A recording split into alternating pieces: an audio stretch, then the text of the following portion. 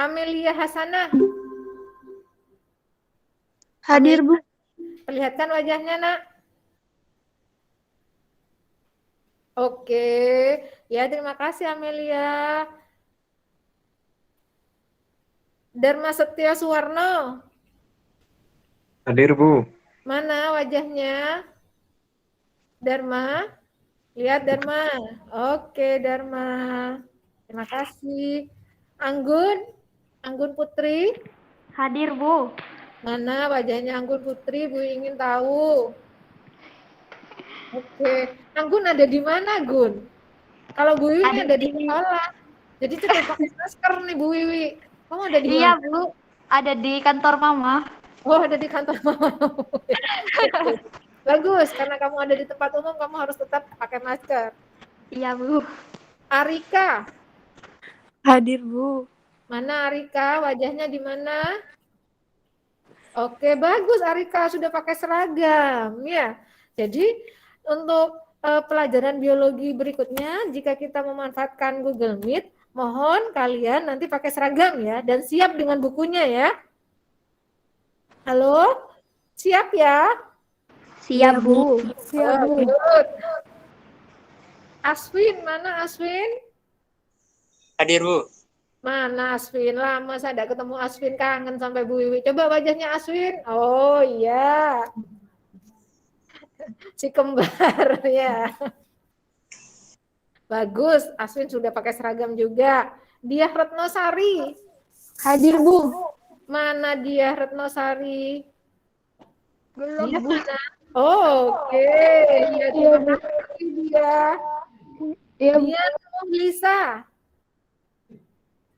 Hadir, Dia Bu. wajahnya mana, Nak? Hadir. Mana wajahnya, Nak? Ah, bagus, sudah pakai seragam. Kenapa pakai masker, Nak? Kamu ada di rumahmu. Dimas Eka Putra. Mana Dimas ya? Oh, tidak ada. Faikatul Hamidah. Hadir, Bu.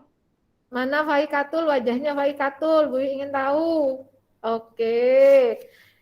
Terima kasih Faikatul. Cantik itu. Ya, Fani Indah. Hadir, Bu. Mana wajahnya Fani? Mana Fani ya? Oh iya, Fani malu-malu masih. Fausta. Hadir, Bu. Mana Fausta? Wajahnya jangan hanya awan saja itu. Oh, bagus pakai seragam Fausta. Sudah mandi, Le? Sudah, Bu. Oh, bagus. Bagus Fausta. Imam Arif Noval, mana Imam? Hadir, Bu. Mana? Oh, bagus. Sudah sarapan, Nak? Kok lemah sekali suaranya?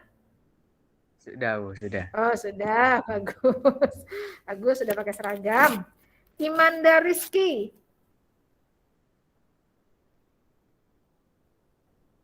Imanda mana? Imanda Rizky? Tidak ada. Jihan Naura. Jihan? Wah, Jihan ini masih pergi ke dapur kali ya. Kok tidak ada? Hadir, Bu. Mana? Ayo Jihan wajahnya. Jihan. Oke, Jihan. Jangan batuknya atau dahinya, Nak, yang diperlihatkan. Turunkan ke bawah. Coba turunkan ke bawah. Nah, orang cantik kayak gitu ya, Nak ya. Lovitio, mana Lovitio? Hadir, Bu. Ya, coba wajahnya Lovitio, Bu ingin tahu. Oke. Banyak yang malu-malu ya. Lutfia. Hadir, Bu. Mana Lutfia? Coba. Nah, itu yang percaya diri ya, bagus. Milanova, mana Milanova? Hadir, Bu. Oke, wajahnya Milanova. Nah, kayak gitu ya. Ambil ketawa, malu-malu, tersipu-sipu, Mila. Rio Aprilian. Oke, tidak ada ya. Sofyan Atsauri. Hadir, Bu. Mana Sofyan? Coba. Ah, good. Sudah pakai seragam Sofyan. Ya, terima kasih. Ade Zahwan, mana Ade? Hadir, Bu. Mana coba lihat Ade. Oh, sama dengan Sofyan, sudah ganteng-ganteng semua ya. Kalau pakai seragam. Bagus. Daniel Kurniawan, Daniel mana Daniel? Hadir, Bu, hadir. Mana? Daniel, anak pramuka ya Daniel ya? Bu.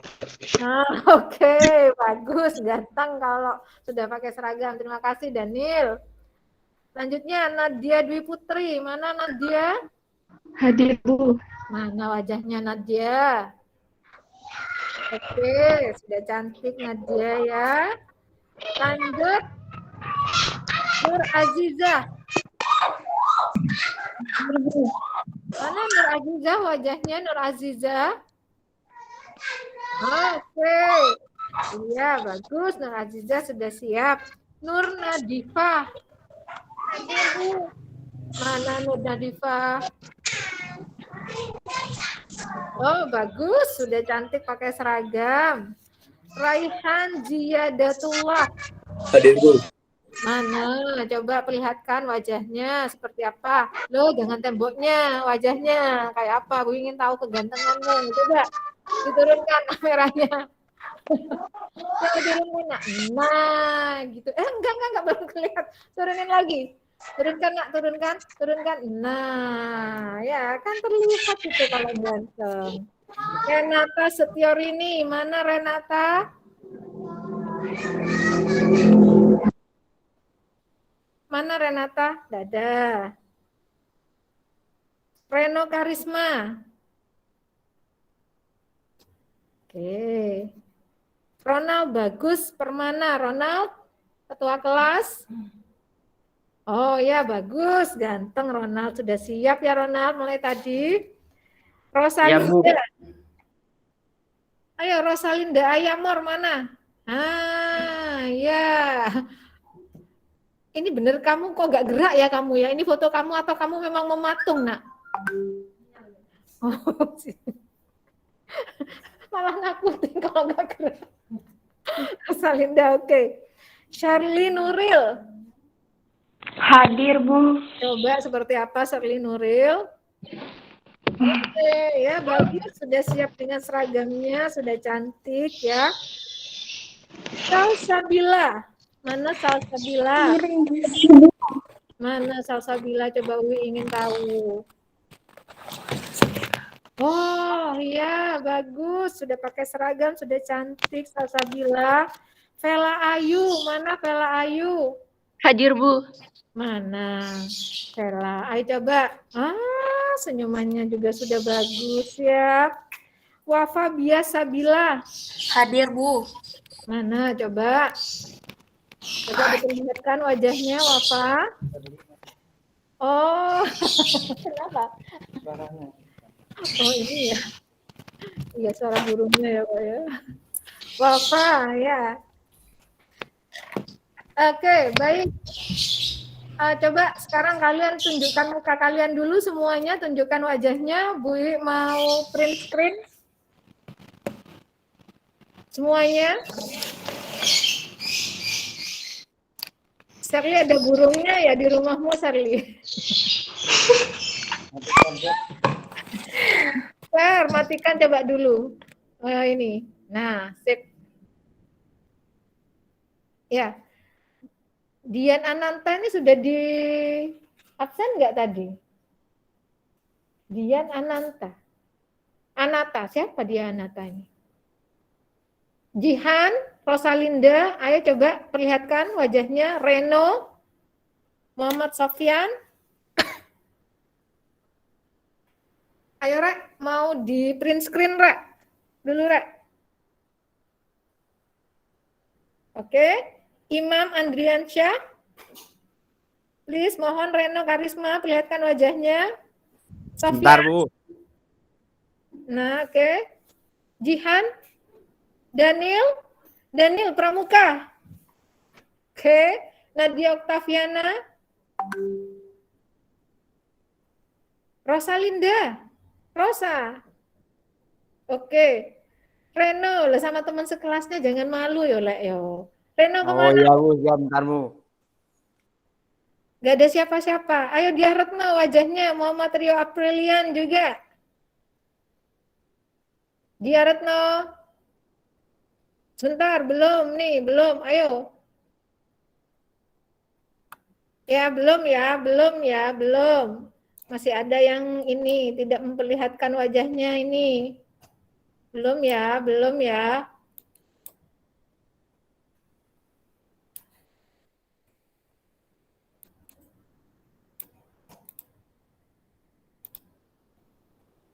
Lagi ya, masih belum lengkap semuanya ini.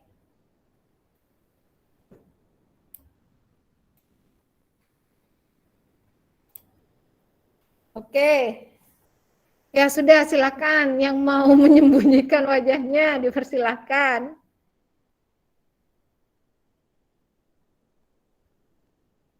Oke. Ya, udah. Anak-anak, minggu yang lalu ya, Bu Wiwi itu sudah memberikan materi secara daring ya lewat penyuguhan video tentang sel ya. Kalau dilihat dari video tersebut ya, yang namanya sel itu terdiri dari bagian membran sel, sitoplasma, dan materi genetik. Ya. Nah, kemudian dari video minggu lalu itu Bu Wiwi memberikan tugas kepada kalian. Dan pada pagi hari ini kita akan bahas tugas tersebut ya.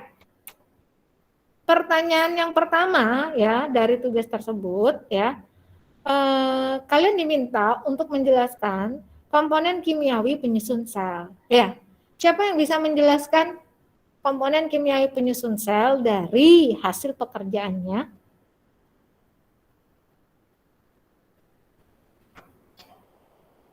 Halo, siapa yang bisa menjelaskan?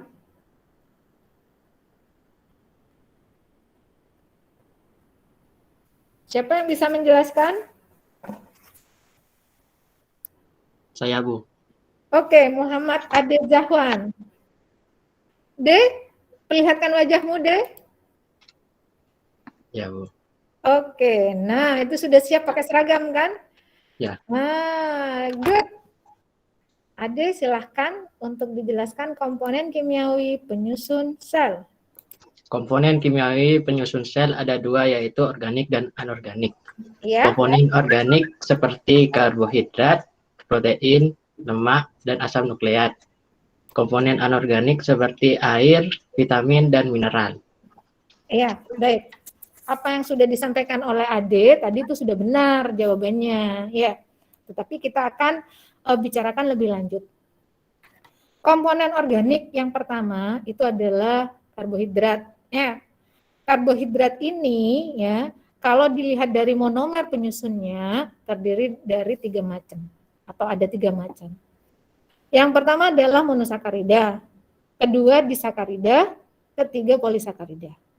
Kalau monosakarida itu adalah jenis karbohidrat yang tersusun dari satu monomer. Dan monomer yang sering dibicarakan itu dari kelas heksosa.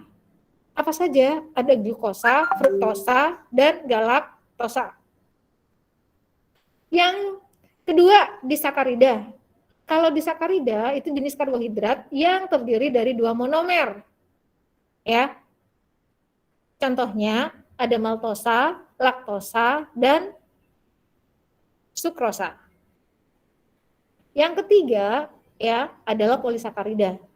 Polisakarida adalah jenis karbohidrat yang terdiri dari banyak monomer atau disusun oleh banyak monomer. Yang jelas lebih dari 2. Ya, contohnya adalah amilum atau pati, selulosa, lignin, pektin, inulin, itu adalah contoh dari polisakarida. Nah, fungsi dari karbohidrat ini ya itu adalah membangun struktur dari sel, terutama yaitu membran sel.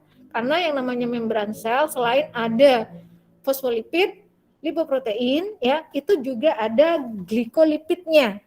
Ya. Jadi kalau bicara glikolipid berarti dia adalah lipid yang bergabung atau membentuk ikatan ya dengan glikogen. Glikogen itu contoh dari karbohidrat golongan polisakarida. Sekali lagi ya, fungsi dari karbohidrat selain membangun struktur sel, dia juga berperan dalam menyediakan sumber energi utama bagi sel. Nah, ambil contoh glukosa. Ya, glukosa itu kalau di dalam sel dioksidasi di dalam organel namanya mitokondria, nanti dia akan menghasilkan ATP. Ya, ATP ini energi bagi sel untuk melaksanakan kehidupannya. Kalau selnya hidup, berarti jaringannya hidup. Kalau jaringannya hidup, berarti organnya hidup. Kalau organnya hidup saling bekerja sama dengan organ lain di dalam tubuh suatu makhluk hidup, berarti makhluk hidup itu nantinya juga akan bisa survive untuk hidup. Ya, Bobi ulangi lagi ya. Karbohidrat, ya. Kalau dilihat dari monomernya itu ada 3 golongan. Monosakarida tersusun dari 1 monomer. Contohnya glukosa, fruktosa, galaktosa. Kedua, disakarida ya tersusun dari 2 monomer. Contohnya adalah maltosa, sukrosa, laktosa. Yang ketiga, polisakarida tersusun dari banyak monomer. Contohnya ada amilum atau pati, selulosa, lignin, pektin ya. Itu contoh dari polisakarida. Nah, fungsi dari karbohidrat adalah membangun struktur sel, sumber energi utama sel. Kalau kalian lihat di buku kalian, Bu, karbohidrat juga merupakan komponen untuk menyusun nukleotida. Ya, benar. Ya, contoh nukleotidanya misalnya DNA. DNA itu struktur kimiawinya ada fosfat, ada gula pentosa, ada basa nitrogen. Nah, gula pentosanya ini jenisnya deoksiribosa. RNA juga begitu. Ada fosfat, ada gula pentosanya jenis ribosa, ya, baru basa nitrogen. Ya, jadi kalau begitu fungsi karbohidrat nih dari yang Bowi sampaikan bisa 3 nih, ya, sumber energi utama, pembangun struktur sel, dan untuk membangun struktur kimiawi dari asam nukleat, baik itu DNA maupun RNA. Ya, itu karbohidrat. Lanjut lagi, lemak, ya. Lemak itu tersusun dari komponen asam lemak dan gliserol. Ya, jadi kalau asam lemak dan gliserol ya, kemudian disatukan pakai ikatan ester ya, itu jadilah lemak. Oke. Nah, lemak itu kalau dilihat dari asam lemaknya ada asam lemak jenuh dan asam lemak tak jenuh. Kalau asam lemak jenuh ya, berikatan dengan gliserol membentuk lemak jenuh. Contoh lemak jenuh itu misalnya mentega. Jadi kalau di suhu ruang itu bentuknya padat, itu termasuk lemak jenuh karena dibangun oleh asam lemak jenuh. Asam lemak jenuh itu kalau dilihat dari struktur kimiawinya, ya, dia rantai atom C-nya itu nggak ada yang ikatannya rangkap, ya, ikatannya tunggal semua, ya, sehingga yang namanya hidrogennya, ya, itu rapat, ya, nggak fleksibel, dia kaku. Nah, jadinya membentuk lemak jenuh. Contohnya mentega. Kemudian kalau asam lemak tak jenuh itu, ya, kalau dilihat dari struktur kimiawinya, di rantai atom C-nya itu ada yang ikatan rangkap, ya, baik itu rangkap 1 ataupun lebih dari 1, ya, sehingga yang namanya hidrogennya itu agak agak sedikit renggang. Nah, kalau seperti itu dia tuh lebih fleksibel seperti itu ya asam lemaknya. Sehingga nanti kalau di suhu ruang bentuk wujud dari asam lemak tak jenuh yang berikatan dengan gliserol membentuk lemak, ya, lemaknya jadi lemak tak jenuh, bentuknya tuh liquid, cair, ya. Contohnya seperti apa? Contohnya seperti minyak, ya. Jadi kalau seandainya di dapur kalian ada minyaknya di suhu ruang bentuknya ini cair, ya, oh itu berarti lemak tak jenuh. Beda kalau dia di suhu ruang itu kadang-kadang atau dingin kayak gitu ya, udara di sekitar kita itu dingin, dia tuh akhirnya jadi padat, berarti dia tercampur ya dengan lemak jenuh, ya. Berarti proses penyaringannya itu yang kurang banyak, ya, itu. Apa fungsi dari lemak? Fungsi dari lemak itu merupakan komponen utama untuk membentuk membran sel. Karena kalau kalian lihat di buku kalian yang namanya membran sel itu kan tersusun dari fosfolipid dan lipoprotein. Tetapi kan kebanyakan fosfolipidnya, ya. Dan fosfolipidnya itu rangkap dua, ya, yang disebut sebagai lipid bilayer, ya, tuh. Silahkan dibaca di buku kalian ya. Fosfatnya itu bersifat hidrofilik atau hidrofobik, ya silahkan dibaca ya. Kalau fosfat yang jelas bersifat hidrofilik karena dia bisa berikatan dengan air, tetapi ya lipidnya yang ada di bagian tengah yang seperti kayak korek api yang berjajar-jajar itu ya, batangnya korek api yang berjajar-jajar itu sifatnya hidrofobik, tidak bisa berikatan dengan air ya. Selanjutnya protein. Kalau protein ya itu tersusun dari monomer-monomer yang namanya asam amino. Asam aminonya berderet-deret, disatukan pakai ikatan peptida. Ya, kalau asam aminonya itu kurang dari 100, maka itu baru disebut polipeptida. Ya. Sedangkan jika lebih dari 100 baru disebut protein. Ya. Proteinnya tuh berdasarkan mau jadi protein fungsional atau mau jadi protein struktural itu nanti terserah dari ini perintah nukleus pada kompleks Golgi ya. Oh ini jadikan protein struktural, oh ini jadikan protein fungsional X, oh ini jadikan protein fungsional Y. Terserah informasi yang diberikan nukleus ke kompleks Golgi untuk mensintesis lebih lanjut dan merakit lebih lanjut protein yang dihasilkan oleh ribosom. Ya. Tuh. Kemudian asam nukleat. Oh, belum disampaikan ya. Fungsi dari protein ya, belum ya. Nah, fungsi dari protein itu bisa berfungsi sebagai biokatalisator untuk mempercepat reaksi kimia di dalam tubuh organisme karena protein ini merupakan komponen dari enzim ya. Yang namanya enzim itu tersusun dari apoenzim sama kofaktor. Nah, apoenzimnya inilah protein. Tuh, ya. Saya lanjutkan yang keempat, asam nukleat ya. Asam nukleat ini ada DNA dan ada RNA. Ya. Bedanya itu hanya di gula pentosa sama di basa nitrogen khusus untuk pirimidinnya. Tapi kita nggak usah berbicara lebih jauh lagi ya, biar kalian nggak bingung. DNA ini fungsinya berhubungan dengan pewarisan materi genetik pada generasi berikutnya. Oh, misalnya rambut dia jadi keriting, kulit dia jadi putih atau jadi coklat, jadi kuning langsat, itu tergantung DNA. Ya. Yang kedua adalah RNA. RNA ini yang berperan dalam proses sintesis protein. Itu ya. Itu materi organiknya. Selanjutnya, kalau materi anorganiknya ada air. Air itu berperan sebagai ini ya, pelarut ya. Dia pelarut universal ya. 70% ada di dalam sel tubuh kita. Berikutnya ada garam mineral ya. Garam mineral ini bisa juga disebut sebagai ion-ion ya. Itu berperan membantu mempercepat proses reaksi kimia ataupun metabolisme di dalam tubuh. Karena yang namanya ion-ion ini merupakan kofaktor yang akan menyusun enzim. Fungsinya enzim itu sebagai biokatalisator gitu. Berikutnya adalah vitamin ya. Sama dengan garam mineral, vitamin itu juga salah satu komponen dari kofaktor untuk membentuk enzim. Fungsinya enzim sebagai biokatalisator. Itu. Sampai di sini ada pertanyaan untuk untuk soal yang pertama?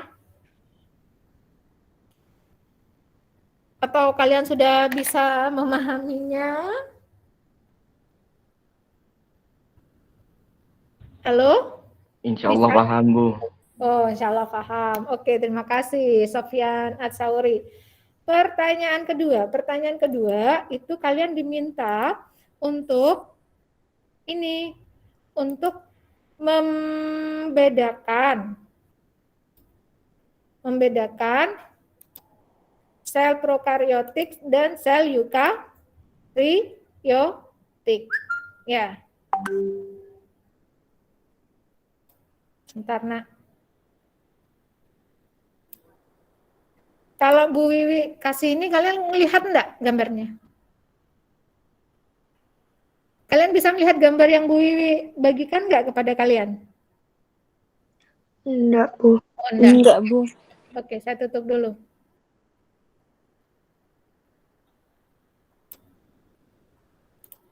Sebentar ya.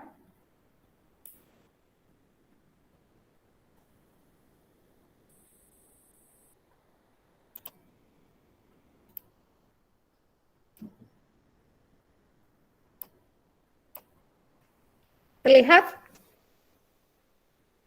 Kelihatan, Nak? Iya, Bu. Kelihatan, Bu. Oke. Di sebelah kanan itu adalah sel ini prokariotik, yang sebelah kiri itu adalah sel eukariotik. Ya. Sekarang siapa yang bisa yang bisa memberikan perbedaan antara dua macam sel ini? Silakan, siapa?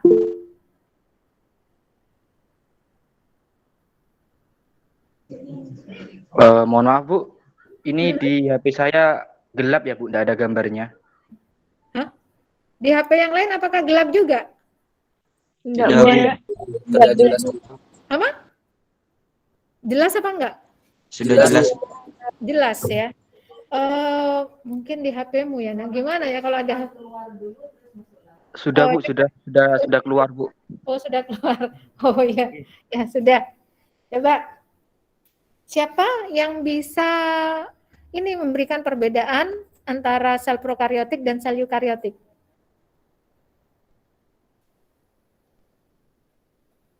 Halo, siapa? Saya, Bu. Siapa ini? Rosalinda? Iya. Oke, Rosalinda. Silahkan perlihatkan wajahnya, Rosalinda. Halo, Pak.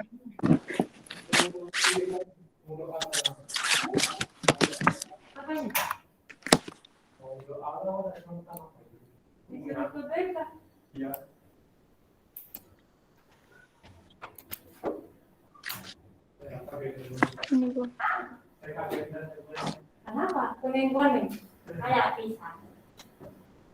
Ayo, Rosalinda, silakan.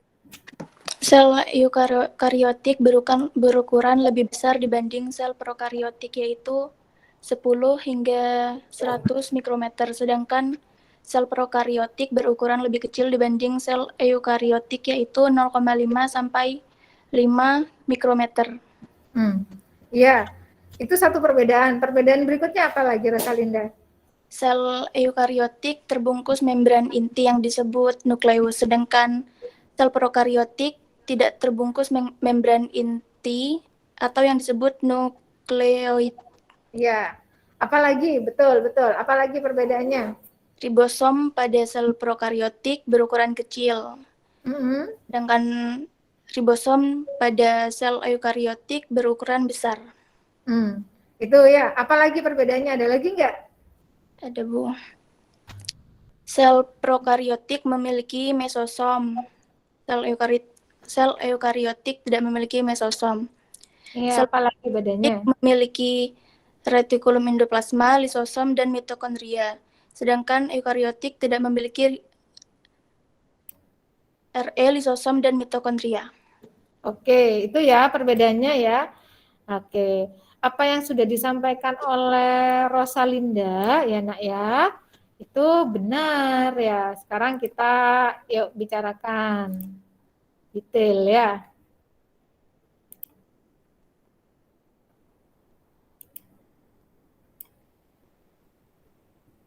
Coba ya, kita lihat.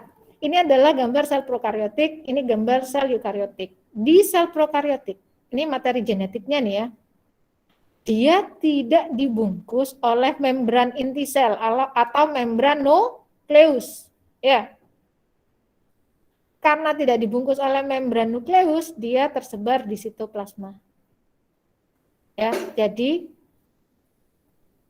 inti pembicaraannya sel prokariotik ya, materi genetiknya tidak dibungkus oleh membran nukleus atau tidak punya membran nukleus. Ya. Jadi sel prokariotik tidak punya membran nukleus. Karena tidak punya membran nukleus, materi genetiknya tersebar di sitoplasma. Itu. Sel eukariotik, materi genetiknya itu dibungkus oleh membran nukleus. Ya. Karena dibungkus oleh membran nukleus, berarti materi genetiknya yang ada di dalam nukleus tidak tersebar di sitoplasmanya. Ya. Itu perbedaan pokok yang pertama. Selain masalah ukuran ya. Kalau ukurannya yang ini kecil, yang ini lebih besar, kayak gitu ya. Atau selain ini dimiliki oleh organisme yang masuk kingdom Monera, yang ini dimiliki oleh organisme yang masuk mulai kingdom Protista, fungi, plante, dan animalia, kayak gitu ya. Selain itu, ya. Jadi perbedaan pokok yang pertama, sel prokariotik tidak punya membran nukleus, sel eukariotik punya membran nukleus. Itu. Nah, yang kedua, kalau kalian lihat ya, di sel prokariotik itu kan tidak punya organel-organel sel, ya kan? Dia itu punyanya itu hanya ribosom, punyanya hanya mesosom, punyanya hanya filamen fotosintesis. Khusus prokariotik yang melakukan fotosintesis. Contohnya cyanophyta atau alga hijau biru, ya, ataupun bakteri yang melakukan fotosintesis, ya. Dia punya hanya filamen fotosintetik saja, bukan plastida, kloroplas yang seperti sel eukariotik, ya. Jadi sel prokariotik tidak punya organel sel yang bermembran, ya, sehingga dia tidak memiliki sistem endomembran. Beda dengan sel eukariotik. Di sel eukariotik nih ya, dia punya organel namanya nukleus. Ini ada RE, baik RE kasar, RE halus. Dia punya mitokondria, punya kompleks Golgi, punya lisosom. Dia bisa jadi ada peroksisomnya, ya, atau dia punya glioksisom seperti itu, punya sentrosom juga, ya. Jadi di sel eukariotik itu banyak sekali organelnya, dan antar organel-organel itu, ya, itu saling bekerja sama, ya. Jadi organel-organelnya itu punya membran dan saling bekerja sama, ya. Jadi dikatakan sel eukariotik ini mempunyai sistem endomembran. Kalau kalian tanya, Bu, sistem endomembran itu apa? Sistem endomembran itu merupakan sistem, ya, kerja sama antar organel bermembran untuk melakukan fungsi metabolisme tertentu. Sekali lagi, sistem endomembran itu adalah sistem kerjasama antar organel bermembran untuk melakukan fungsi metabolisme tertentu. Ya. Nah, saya kasih contoh, misalnya untuk peristiwa sintesis protein, ya, itu dimulai dari nukleus, peristiwa transkripsinya, dilanjutkan sesudah terbentuk mRNA, ya, itu mRNA-nya akan keluar dari nukleus menuju ke ribosom, terjadilah peristiwa translasi, dihasilkan asam amino. Asam aminonya masuk ke kompleks Golgi. Dari kompleks Golgi nanti dibungkus pakai vesikula, dimasukkan ke dalam ini RE ya, maaf. Saya lanjutkan, saya ulangi lagi biar nggak salah. Jadi contoh peristiwa sistem endomembrannya itu dari nukleus. Di nukleus terjadi peristiwa transkripsi sehingga dihasilkan mRNA. mRNA-nya itu ada di ribosom, kemudian nempel di ribosom terjadi peristiwa translasi. Hasil dari translasi itu asam amino, aminonya masuk ke RE. Di RE nanti dia akan keluar dibungkus pakai vesikula dulu, lanjut ditransport ke kompleks Golgi. Di kompleks Golgi itu disintesis lebih lanjut asam aminonya jadi protein tertentu, ya. Baru kemudian dibungkus lagi dan ditransport keluar sel. Jadi antar organel itu ada kerjasamanya. Itu yang disebut sebagai sistem endomembran. Sedangkan yang di sini ini nggak punya organel, jadi nggak punya sistem endomembran. Kalau begitu, kalau mau kita simpulkan lagi, apa perbedaan antara sel prokariotik dan sel eukariotik? Sel prokariotik tidak mempunyai membran nukleus, tidak mempunyai sistem endomembran. Ya. Sedangkan sel eukariotik punya atau memiliki membran nukleus dan mempunyai sistem endomembran. Jelas, Ra? Bisa dimengerti ini? Ya, jadi cukup dua perbedaan saja. Bisa dimengerti? Halo? Bisa dimengerti? Insya Allah bisa dimengerti, Bu. Bisa dimengerti. Lanjut ke pertanyaan yang ketiga. Pertanyaan ketiga ini adalah kalian diminta untuk menjelaskan fungsi dari organel-organel sel. Siapa yang bisa menjelaskan? Saya, Bu. Oke, Raihan. Silahkan, Raihan. Ini Le, diperlihatkan wajahnya Le.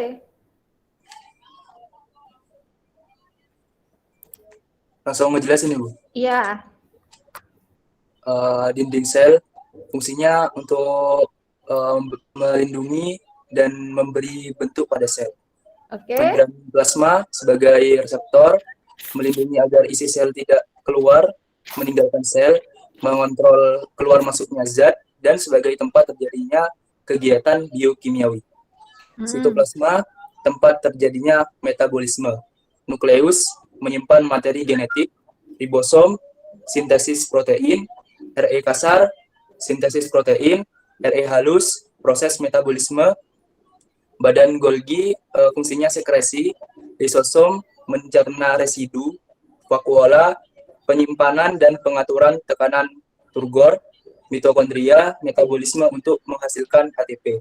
Kloroplas menghasilkan energi melalui fotosintesis.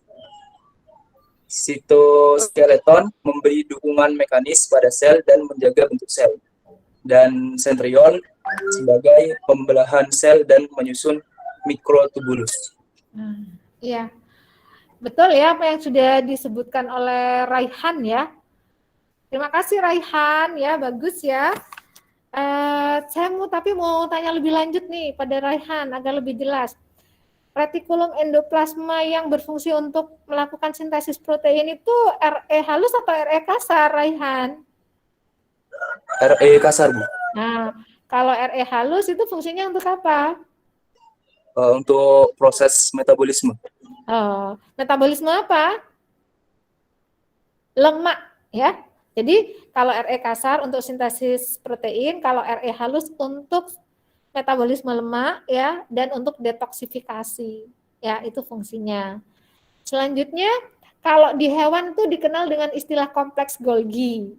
Kalau di tumbuhan itu dikenal dengan istilah diktiosom. Ya.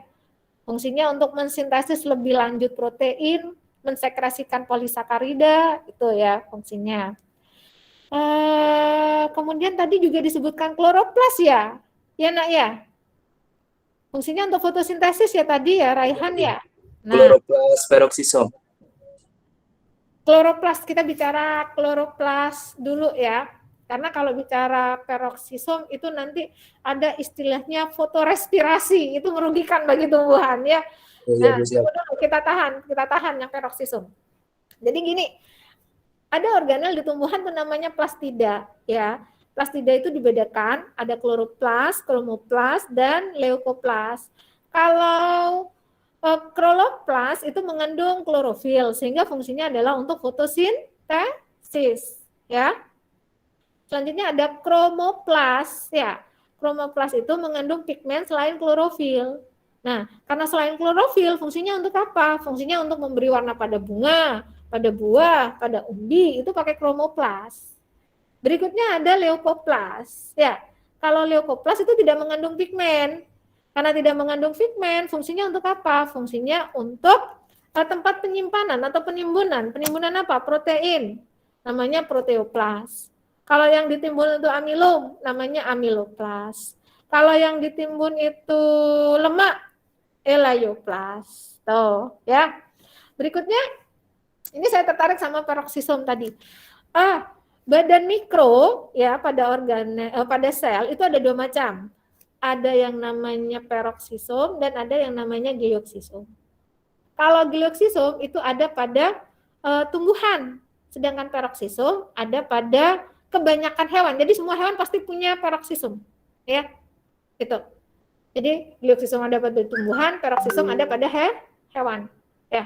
Nah, fungsinya apa? Fungsinya kalau peroksisom ya, itu untuk menetralisir racun dah secara mudah, ya.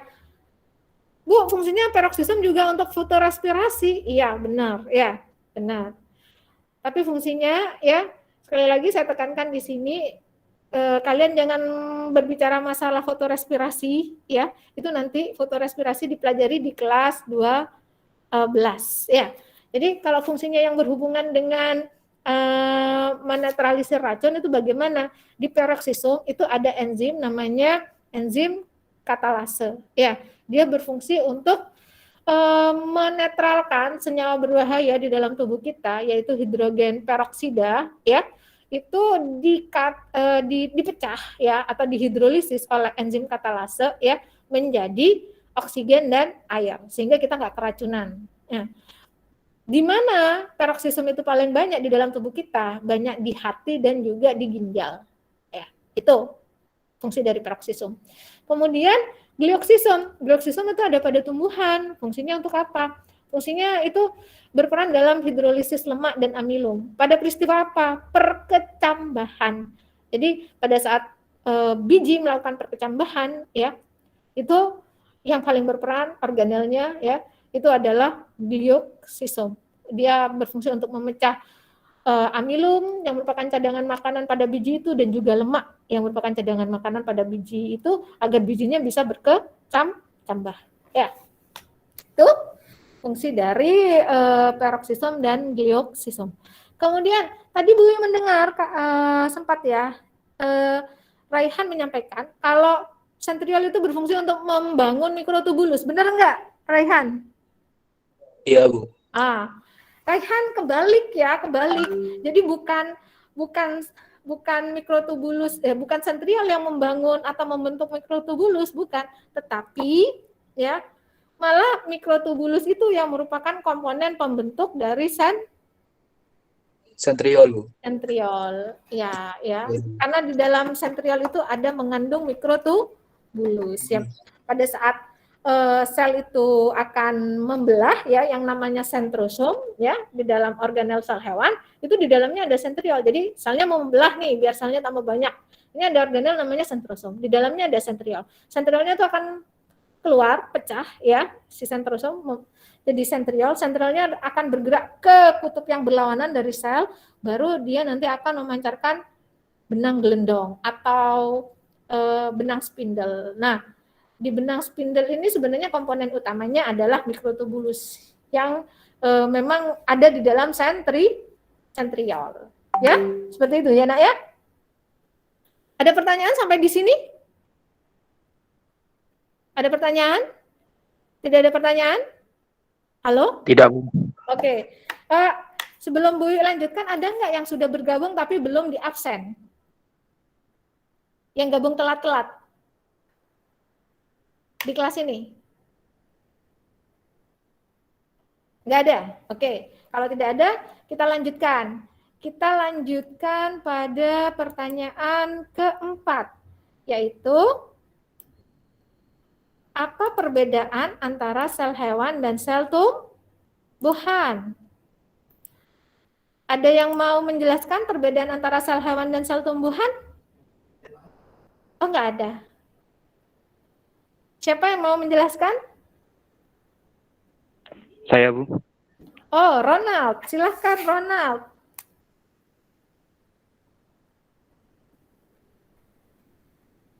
Ronald, perlihatkan wajahnya ya, Ronald. Iya, Bu. Coba lihat, Ronald.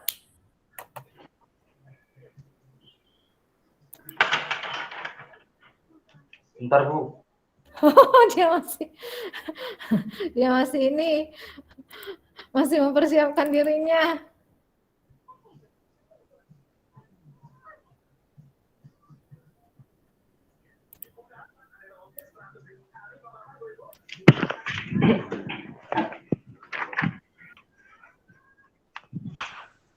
Wajahnya? Perbedaan sel hewan dan tumbuhan.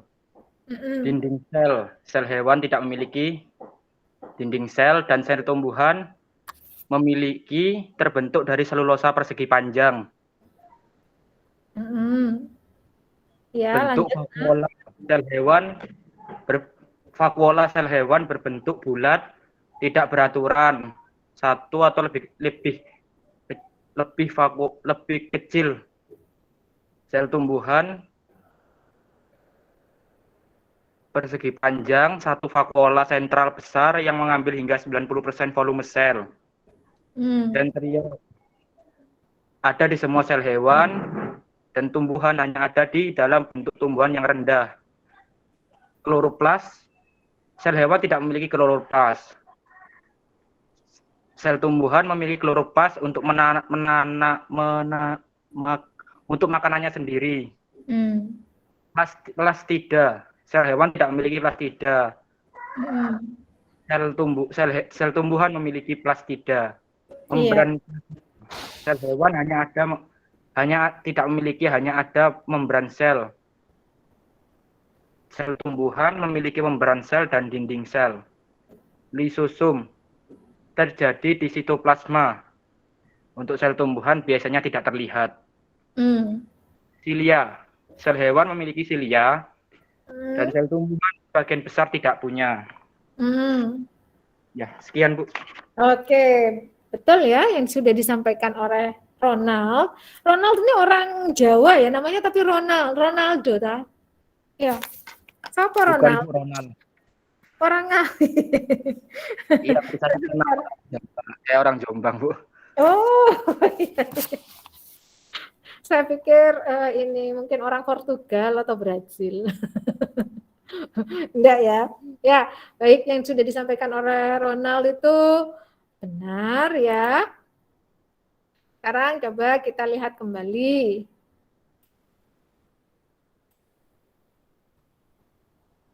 Tuh, kau nak rek, serek.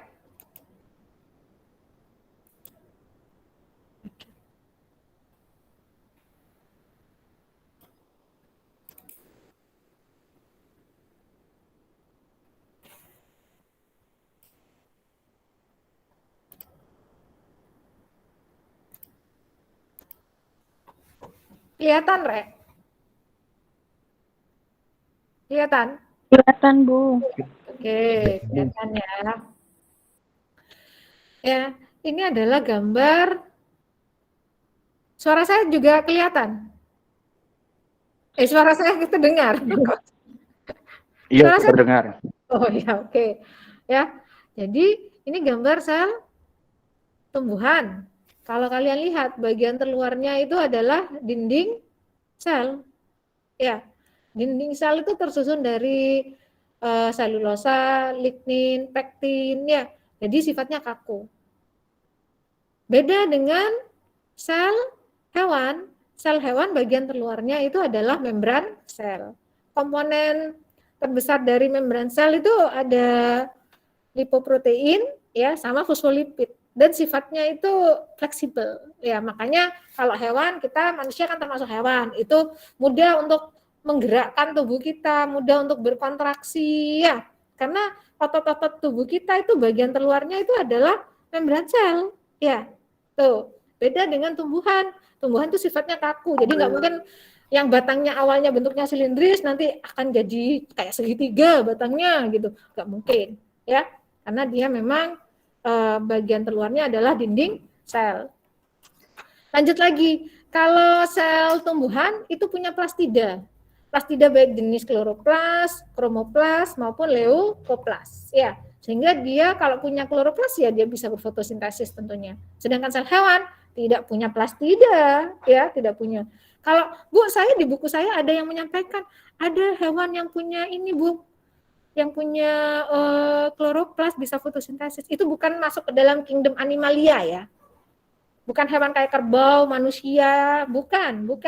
Tetapi dia organisme mirip hewan, ya.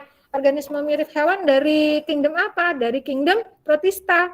Golongan apa? Protozoa, contohnya amoeba, ya. Kemudian Euglena viridis yang bisa berfotosintesis. Kalau Euglena viridis, kalau amoeba nggak bisa, ya. Itu. Tapi ini bukan hewan ya, itu hanya mirip ya. Tapi itu bukan plastida seperti milik tumbuhan, tidak ya. Itu yang kedua. Jadi kalau tumbuhan punya plastida, hewan tidak punya plastida. Yang ketiga, pada tumbuhan tuh punya vakuola. Ya, sedangkan hewan tidak punya vakuola, ya. Bu, tapi di buku saya dikatakan ada hewan yang punya vakuolanya kecil-kecil, terutama yang ini Bu, yang mikroorganisme, hewan yang mikroorganisme kayak gitu. Ini bukan masuk kingdom animalia, hewan yang benar-benar hewan lah ya. Jadi maksudnya ini adalah organisme protista, yang masuk kingdom protista, ya, yaitu golongannya protozoa. Amoeba itu punya vakuola makanan dan vakuola kontraktil, ya. Euglena viridis itu juga punya vakuola makanan dan vakuola kontraktil. Selanjutnya ciliata, kalau golongan ciliata itu Paramecium caudatum itu juga punya vakuola makanan dan vakuola kontraktil. Ya, tapi bukan vakuola yang seperti pada tumbuhan. Itu ya. Ya. Nah, selanjutnya kalau pada hewan itu punya lisosom. Hewan tidak punya tumbuhan tidak punya lisosom. Hewan punya lisosom, tumbuhan tidak punya lisosom karena tumbuhan sudah punya vakuola ya. Selanjutnya hewan punya sentrosom dan sentriol, tumbuhan tidak punya sentrosom dan sentriol. Bu ulangi lagi ya. Bu ulangi lagi. Ya. Kalau sel tumbuhan ya mempunyai dinding sel di bagian terluarnya, punya plastida, punya vakuola. Hewan tidak punya, ya tidak punya dinding sel, tidak punya plastida, tidak punya vakuola. Kemudian sel hewan punya lisosom, punya sentrosom, punya sentriol. Sel tumbuhan tidak punya lisosom, tidak punya sentrosom, tidak punya sentriol. Sampai di sini ada yang ditanyakan enggak?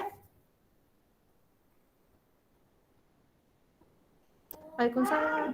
Halo, ada yang ditanyakan enggak, Ra? Halo, ada yang ditanyakan? Tidak, Bu. Oh, jelas ya? Jelas. Jelas yakin? Iya, Bu, jelas. Oke. Saya mau tanya lagi, ada Aisyah di sini? Ada. Dimas? Ada, Bu. Mana Aisyah? Sudah ada? Tadi soalnya waktu di absen Aisyah nggak ada, Nak. Dimas Eka Putra ada nggak? Itu ikut paski, Bu. Oh, dispen ya? Oke, dispen. Ya. Imanda? Nggak ada ya, memang ya Imanda? Muhammad Rio Aprilian? Saya, Bu. Oh, ada.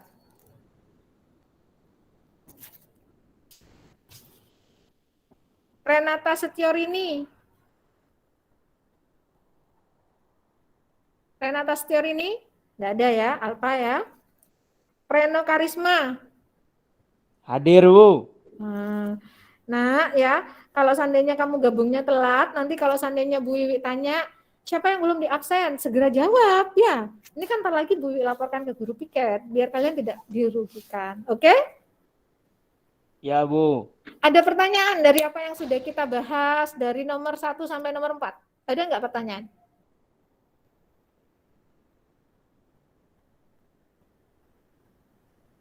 Daono sing ditakokno, Rek.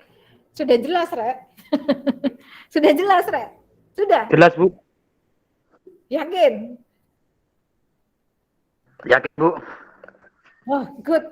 Nek ngono engko ulangan, Rek. Yo. Nanti jam 1:30 saya akan upload di GC ya. Kalian ulangan memberi nama dari organel-organel sel. Sanggup? Insya Allah sanggup, Bu. Wajib Sanggup, Bu. sanggup ya. Saya upload jam 1:30, kalian harus kumpulkan tidak boleh lebih dari jam 3 sore. Nek engko ya, di situ di GC itu kan kelihatan. Kalau kalian misalnya kirimkannya lebih dari jam 3 sore kan mesti tertulis terlambat ya. Nah, kalau tertulis terlambat tidak Bu Wiwi nilai. Sanggup? Sanggup, Bu. Oh, bagus. Ya, oke. Ya.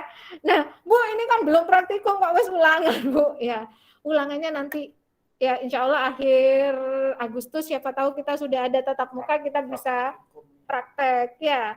Praktikumnya itu akhir Agustus ya. Semoga sudah ada tatap muka ya.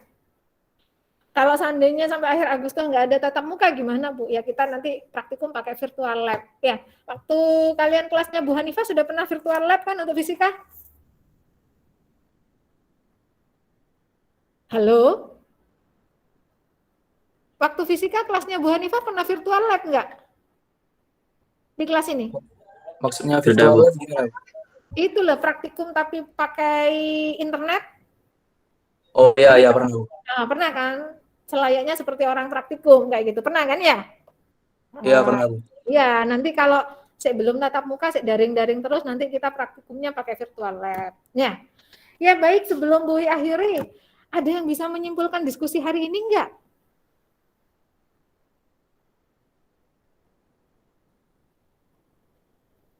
Rek belum berdoa loh, Rek kok senyap? Belum berdoa, Rek. Kalau nggak ada yang menyimpulkan tak tunjuk ya. Bu Wi tunjuk. Sekarang tanggal 5, yang punya nomor absen 5 masuk Anggun Putri Maharani. Mana Anggun? Anggun. Mana Anggun ya? Loh, Anggun mana? Oke, Anggun gak lah. Anggun metu tarik. Anggun.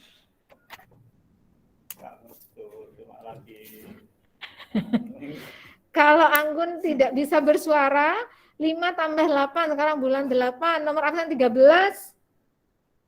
Oke, Fausta. Mana Fausta? Iya, Bu. Ayo Fausta, buat kesimpulan dari hasil diskusi kita hari ini, Fausta.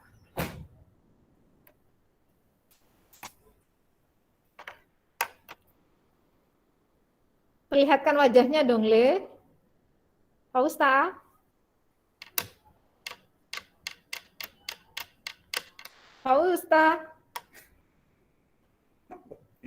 Lah, bagus ya, bagus Fausta. Ayo Le, buat kesimpulan dari hasil diskusi kita hari ini, Le.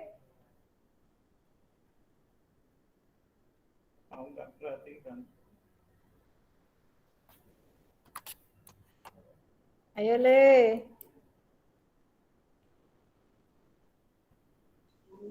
Kesimpulannya bahwa sel hewan dan sel tumbuhan itu ada yang berbeda dan ada samanya, Bu.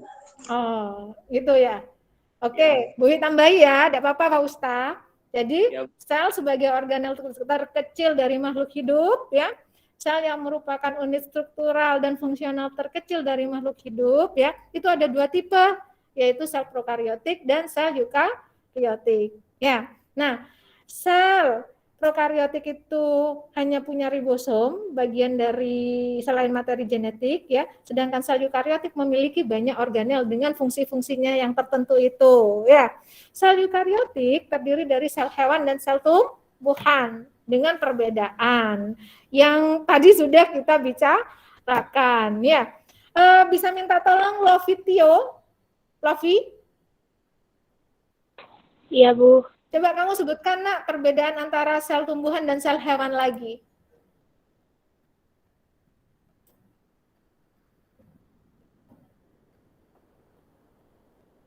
Lovi? Bentar, Bu. Iya. Ukuran sel hewan lebih kecil daripada ukuran sel tumbuhan. Sel hewan tidak memiliki dinding sel, namun hanya memiliki membran sel. Tetapi, sel tumbuhan memiliki dinding sel. Sel hewan tidak memiliki vakula. Sel tumbuhan memiliki vakula. Sel hewan tidak memiliki kloroplas, sel tumbuhan memiliki kloroplas. Sel hewan tidak memiliki silia, sel hewan memiliki silia, sel tumbuhan tidak memiliki silia. Sudah, Bu. Oke, sudah ya. Iya, terima kasih ya Lovitio ya.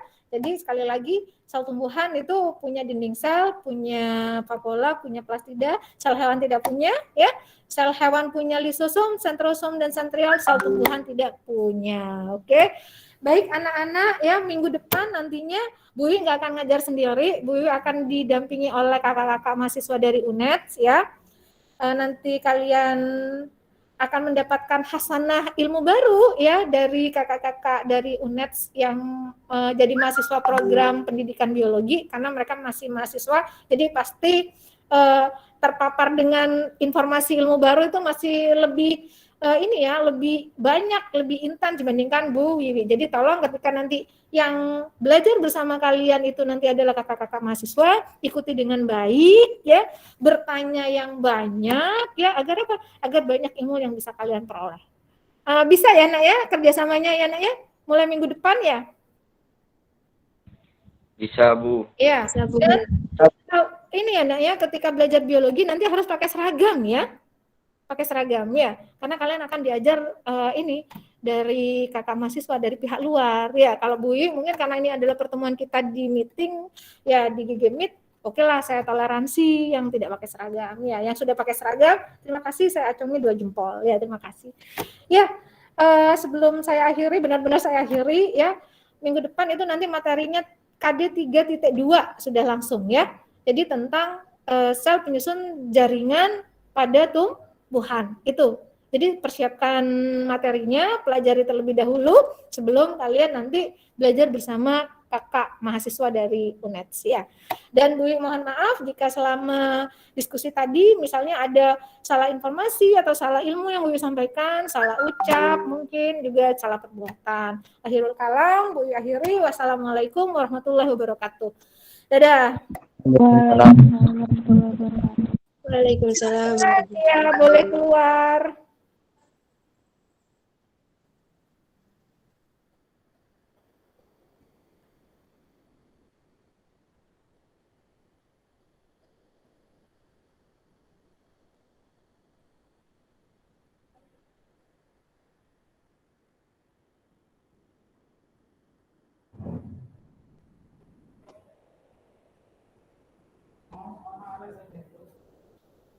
Fada.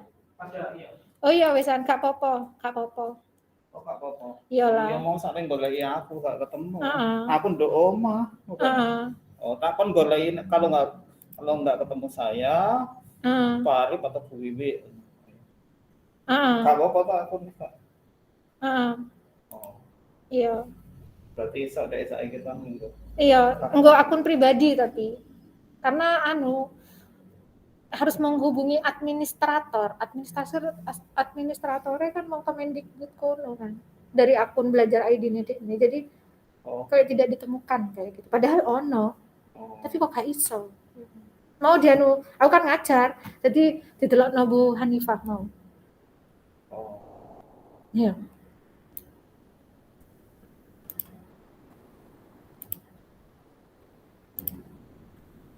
berhenti merekam